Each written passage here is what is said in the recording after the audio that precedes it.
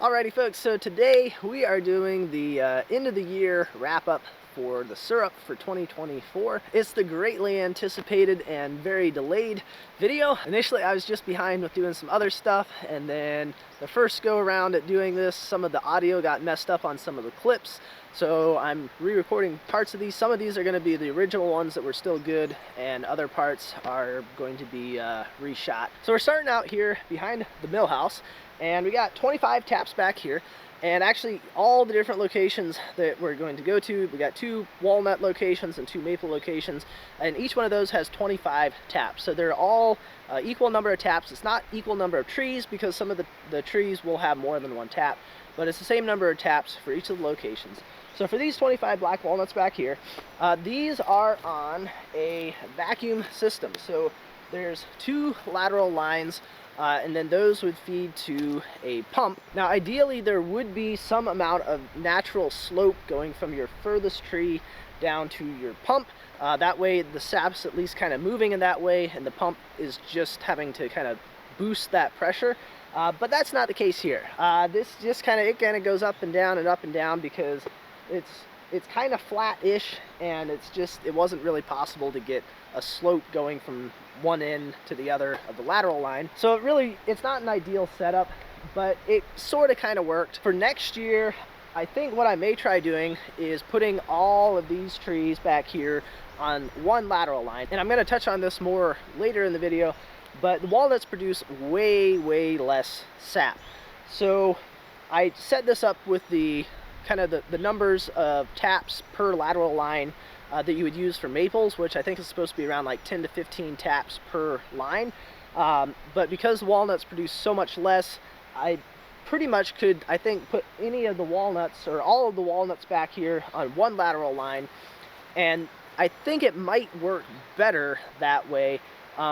That way you're pulling all the sap through one line, and I think it would pull more vacuum versus trying to only have 10 or 15 on each one. That'll be an experiment for next year, but that's kind of where I'm thinking for this area, is kind of change it a little bit and see if it works a bit better. And for these trees back here, the total sap collected for walnuts behind the mill house was a whopping 73 gallons of sap. All right, next stop is behind the farmhouse, and these, of course, back here are maples, and this is the same group of maples that I tapped last year as well, which was the first year that I did any sort of tree tapping. And of course, this is another group of 25 trees. This is, as you can see, it's got a lateral line, well, actually 2 lateral lines, one coming from each way. There's 10 or 15 on each one, and they both come to the middle so that both the lines feed into a single barrel to make it a little bit easier for collecting from. There's not a huge amount of slope across here, which made it a little bit challenging running the lines, but from up there down to where the barrel is, you might have, I don't know, a few feet of elevation drop. I guess if you go from the line all the way down to the ground, you would have maybe 6 feet, 7 feet, something like that. So not a huge amount, but enough that you can, run a gravity system for these trees. So the total number of gallons of sap for the maples behind the farmhouse was 375 gallons. All right, so group 2 for the walnuts, again, another 25 of them over here. These are over in the turkey field, so it's kind of like the complete opposite side of the farm width-wise. So all of these were on buckets because this is, again, it's really flat through here, and without having an electric source, I mean, I could probably do some sort of solar thing, but I didn't really want to mess with that for this year. So these were all on individual buckets, and what I went for is any of the trees that I could put 2 taps in, so that way I can minimize the number of buckets that I had to put out and collect. And the total number of gallons collected for these was 93 gallons of sap. All right, and so last and definitely not least, because these were by far the most productive group of any of the 4, are these maples up here, and you can kind of see where an old fence line went up through there. You can probably tell where the trees are a little bit more dense because they were all grown up through the old barbed wire. These are maples, another 25 of them, and these are again on a gravity system. So there's 10 to 15 trees on each of the two main lateral lines that run down through here. From the furthest tree up to where I'm standing, I honestly don't know what the elevation change is. I'm gonna say it's a solid 15 to 20 feet. So this definitely has the most amount of elevation drop between where the barrel was, which is about where I'm standing, and the upper trees.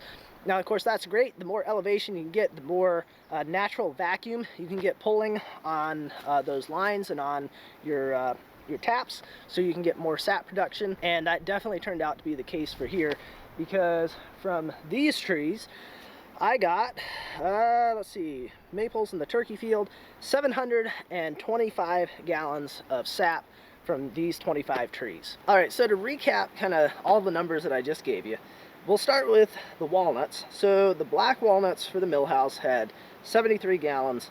The black walnuts in the turkey field had 93. So there is a little bit of difference between those, but you also have to keep in mind that I did tap the walnuts here in the turkey field before I did the ones at the mill house. So these did have a little bit of extra time to get a bit more sap out before the other ones did.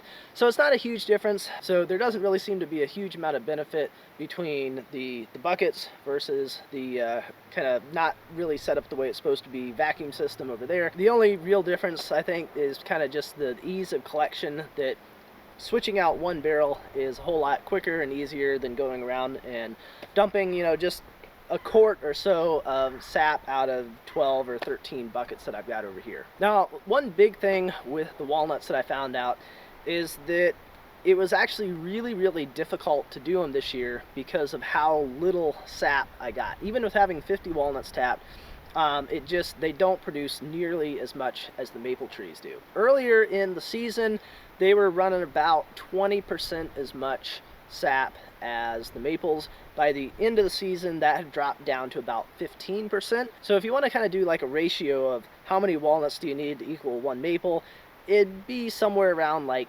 8-ish walnuts to get as much sap's worth of syrup as one maple. And another factor that plays into that as well is that the Brix, the sugar percentage in the sap, was lower in the walnuts than in the maples too. So that kind of widens that gap even more, to where you would need, an additional walnut or two to make up for that difference in sugar concentration.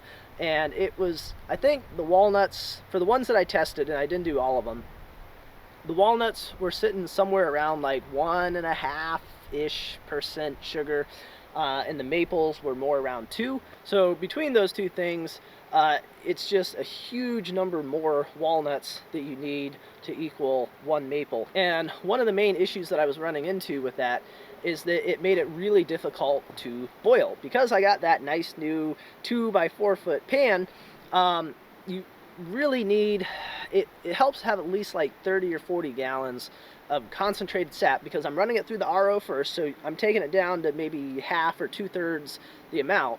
So that means you're starting with like 80 gallons of sap, taking that down to like 40, and then when you boil that, that takes a few hours to boil off, because I can get around 10 gallons of water evaporation an hour coming off from that.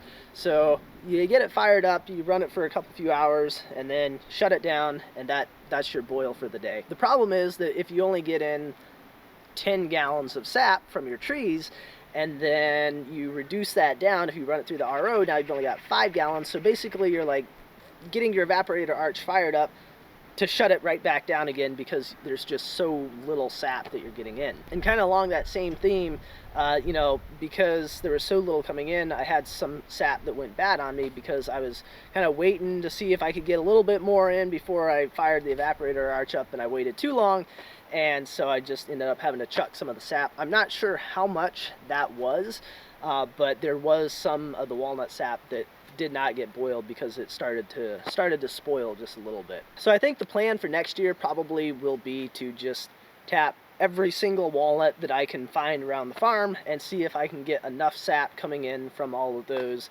to make it so that I can actually boil on a somewhat regular basis, because I've got enough of the sap to do it. Now for the maples, if you were keeping track, there was quite a huge difference between the two locations with that.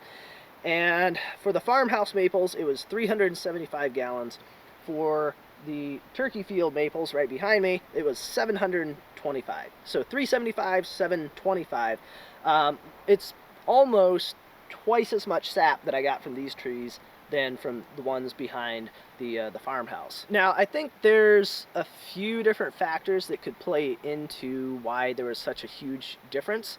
One of those is that these trees back here, between kind of the highest trees, or the highest taps, and where I'm standing, which is about where the barrel was, I'm going to say that conservatively there's a solid 15 to 20 feet of elevation drop between those and here. Now, of course, the more elevation difference you have, the more vacuum you're able to pull on those taps, and the more sap you can get produced. With the ones behind the farmhouse, you know, that might be a few feet of elevation difference, so there's not nearly as much pull on those taps. And in addition to that, even going across through the lateral line, there wasn't a whole lot of slope going from the first tap to the last tap, whereas these have a lot more natural slope coming down through here, so I think that probably helps as well with getting the sap moving through the lines. Another thing is that they don't face the same direction.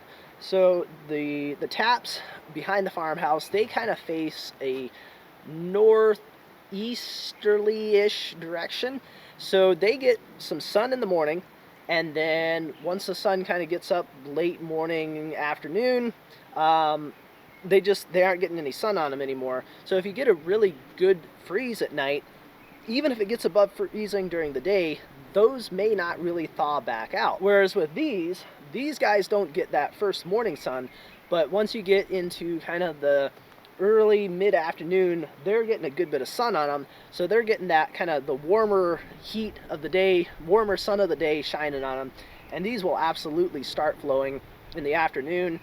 Even if you have a hard freeze at night, these are going to start running again, whereas the ones over there may not start. So I think that probably plays a little bit into it as well, that these are going to get more runs going in it, whereas the ones over there, you might have to get like 2 days in a row of it being above freezing before you start getting a good run coming out of them. Another difference between them, and I don't know how this would affect it, if any, is that pretty much all of these trees back here are single tap trees. They're smaller trees, maybe, you know, foot-ish in diameter, something like that. Whereas the ones behind the farmhouse, those are all huge trees. I think the smallest one has 2 taps, and a lot of them have 3 or 4 taps on them. They're, you know, several feet in diameter. So there is a difference in the tree size. I don't really know if that affects the sap flow, but that is another, you know, big difference between these two groups. Now, with that said, I'm not really sure that I'm going to tap those trees over there again, just because I now know I can get a whole lot more production out of the same number of taps. That I'm not really sure that it would be worthwhile to do those behind the farmhouse again. I may be better to put more taps up into here where I've got a steep hillside, and put in, you know, more in this area and try getting, you know, higher sap production out of fewer taps. Now for next year with maples, I think that, and I want to make sure I get my number right here, I think that if I expand my RO, if I make that a little bit beefier, because that's a really, really small unit for what I've got put together at the moment, and I could definitely expand that out well beyond what I've got it running at currently with a number of RO membranes, filters, stuff like that. I think that I could probably push upwards of like 150 to 200 maples, not including walnuts, but just maples, and still be able to keep up on the boiling with the evaporator arch and the pan that I've currently got. Now, one thing that I definitely could have done differently this year would have been tapping earlier than I did. I think it was around the 3rd week of January that I started tapping, and I probably could have done a solid 2 weeks earlier than that. The weather was perfect, you know, we were getting that freeze-thaw cycle. The only issue was that I didn't have the evaporator arch finished off at that point. Now, while I'm pretty happy with how things went with the maple. There, you know, it wasn't without a few hiccups along the way, where I lost a little bit of sap for various reasons. And the first of that, which I've talked about before, was that the first run of sap that came in, which I think was around like 80 to 100 gallons, the barrels that I had used for collecting, they were once used for pickles. Now, I cleaned them out really, really well. Unfortunately, that was on a cold day, so when I smelled them, I didn't really smell any more pickly smell to them. But when things warmed back up, that kind of brought some of that pickle smell back out, and I had some really, really interesting smelling sap. Now, I know some of you said I absolutely should have boiled it down. I would have had this specialty syrup, you know, pickle syrup, but I opted to not do that, and that got dumped. So that was like 80 to 100-ish gallons of sap that went down the drain or went out into the field. And then later on, one of the times I was moving around a barrel, this was prior to me having the brilliant idea of, you know, using a ratchet strap to hold it into the bucket of the skid steer. I hit a bump weird, and I had a barrel, very, very full barrel of sap tip out, so I lost like 60-ish gallons of sap there. And then probably the one that kind of hurt the most, I know, it keeps on getting worse, was at the end of the year. So every time that I finished a boil, I would dump the remaining stuff out of the pan into a 5-gallon bucket. And so that's kind of halfway concentrated syrup. And so I would dump that out of the pan so that I could stick it in the fridge, keep it cool until I was ready to do the next boil. And so I dumped the stuff out of the last boil into the bucket, put it away to store it for a little bit. And I was kind of waiting to see if I was going to get another run of sap coming out, if it was still going to be good sap or whether it was going to start getting buddy. And I waited too long to finish off that last bit of that partially concentrated syrupy sap stuff, and I got what I think is called ropey syrup. So the best way I can describe it is that it's kind of the consistency of snot. It's kind of a little bit gelatinous, and it kind of holds together. Like if you stuck your finger in it and pulled it back out, it would kind of like stretch it. It's really gross, but that's what happened to the last little bit there. I really don't know how much sap that would have equated to.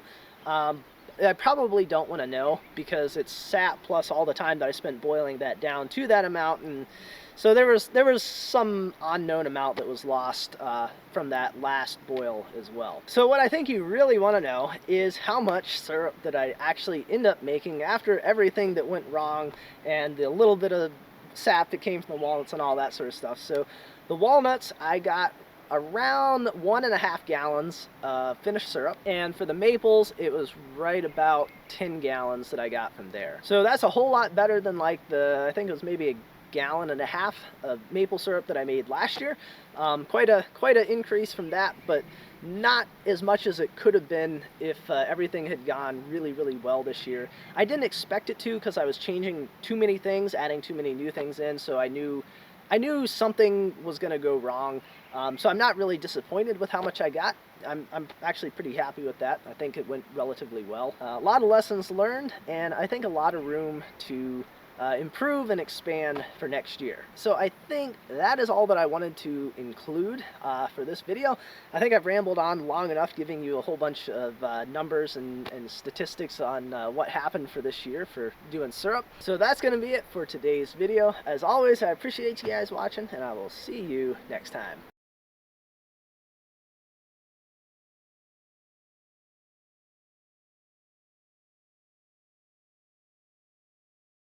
Now, ideally, there would be some amount of slope going from your furthest tree down to your pump